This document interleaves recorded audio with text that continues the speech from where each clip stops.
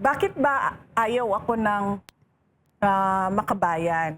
So explain ko lang sa inyo. Kasi sa trabaho ko doon sa Davao City bilang mayor noon, yung programa namin na Peace 911, yung programa na nagtapos sa insurhensiya doon sa Paquibato District ng Davao City, tinarget talaga namin yung mga party list groups na alam namin at may ebidensya siya na meron silang linked sa CPP, NPA, NDF. At ito yung Makabayan Block. Sasabihin man nilang red tagging yan, hindi totoo. May ebidensya na merong mga members, ang mga Makabayan Block, na galing sa kanila papunta sa NPA. Minsan nga, marami ang nagsasabi, yung mga dating rebelde, na-recruit sila galing doon sa Makabayan Block ng mga party list groups. So sumunod nun ay August 8, 2023. Sinabi na ni Franz Castro, sabi niya, OVP's 500 million in confidential funds should be realigned to PCG. So nung sinabi niya yon, napaisip ako, sabi ko, ang Makabayan Block, friendly sila sa administration. 'Di ba? Hindi naman sila Makabayan Block, wala sa kanila yung prinsipyo ngayon ng korupsyon ng administration eh. Hindi nila nilalabanan yon. So nung nakita ko na nagsalita si Franz Castro kontra sa isang cabinet secretary, sa isang kaalyado ng administrasyon, naisip ko, may go signal ito na kalabanin niya yung dalawang opisina. So merong nagsabi sa kanya na okay lang atakihin mo yung cabinet secretary namin at yung kaalyado namin. So doon ko unang nakita, sabi ko papakialaman nila yung budget. Sumunod noon, nung August 24, 2023, makikita ninyo sa timeline, nagsabi na sila, kailangan investigahan yung 125 million na confidential funds.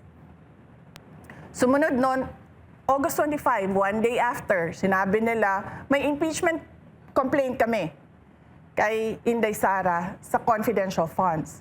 Sumunod noon, August 26, 2023, sinabi ni Franz Castro, premature yung impeachment complaint. Kasi, babalik tayo, walang ebidensya ng pagkakamali. Walang ebidensya ng korupsyon. Wala silang makitang mali sa paggamit ng pera. Sumunod noon, August 29, 2023, Makabayan Block vows to question Sara Duterte over confidential fund use. So makita mo na dito, naghahanda sila para sa budget hearing at yung mga tanong nila doon. Pagkatapos nito, makikita nyo, September 4, 2023, Makabayan Block, why 2.3 billion ang budget? Bakit daw 2.3 billion ang budget ng Office of the Vice President? Nung nag-appear si Franz Castro sa hearing ng Commission on Audit, sumunod na araw noon, September, or a few days after, September 14, lumabas yung unang-unang Audit Observation Memorandum sa confidential funds ng Office of the Vice President.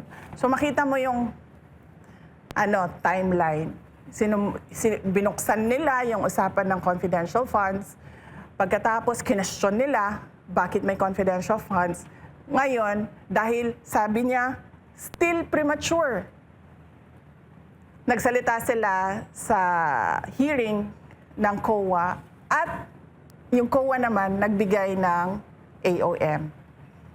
Ito muna ma'am, question muna tayo. Doon muna tayo sa first part. Kasi tila, lahat ng galaw ng impeachment ay from Makabayan Block or from these left-leaning Congress or representatives. Pero may part din kasi na lumabas na picture na si Romualdez nakikipag-meeting sa kanila. Do you think na dun meron partisipasyon si Romualdez at inutusan sila? Oo. Totoo yan. Kasi makukuha mo yan sa sinabi, sa privilege speech ni Senator Francis Escudero na si Martin Romualdez ang mastermind ng lahat. Kung maalala ninyo, noong nakaraang taon, September 29, 2025, nagsalita si Senator Escudero at sinabi niya yon. At tama ka, kasi pagkatapos nung AOM ng COA sa OVP, September 14 yon, nagsalita na si Stella Kimbo. Dito nanggagaling yung narrative na inubos ng 11 days. Si Stella Kimbo na yon, hindi na ito kaparte ng Makabayan Bloc. Kaparte na ito ng grupo ni Martin Romualdez. Ayan na yung let's stick to the plan. Yan na yun. Yung let's stick to the plan, yun yung kulang pa yung kulang pa yung kanilang ebidensya. So ang ginawa nila, tatanungin natin sa budget hearing yung confidential funds. Na sinasabi naman namin na kung maaalala nyo, mag-isa akong pumunta doon, hindi ko pinasama yung mga tiga Office of the Vice President. Kasi may nagsabi na sa akin galing sa House of Representatives. Sabi niya, mapapahiya yung opisina ninyo. Sabi ko, okay, sige. Sabi ko sa mga kasamahan ko sa OVP, sabi ko, papahiyain tayo So sabi ko, wag na kayong pumunta. Kasi mga ordinaryong empleyado ito, hindi naman itong mga politiko, wala silang power at all. Tapos aatakihin sila, syempre, ng publiko, di ba? Kahit hindi totoo yung mga akusasyon. So sinasabi ko doon sa budget hearing, wala kaming request ng confidential funds. Pero bakit kayo nagtatanong tungkol sa confidential funds? Dalawang tanong lang doon ang hindi confidential funds. Lahat yun, puro confidential funds, na wala naman sa budget proposal ang confidential funds. So, makikita mo, nagsalita si Kimbo. Dito nanggaling ang narrative na, inubos ang pera, nilustay ang pera ng 11 araw, 11 days. So, dyan nagsimula yon. Tapos, sumunod na yung September 25, 2023. Yan na yung sinasabi ko sa inyo. May kinalaman si Martin Romualdez dahil yung Makabayan Bloc nakipag-meeting sa kanya, sa opisina niya. Nag-meeting kami, sila naman yung nagsabi publicly. Nag-meeting kami patungkol sa confidential funds. So dun na semento yung partnership, kumbaga, ni Martin Romualdez at nung Makabayan Bloc.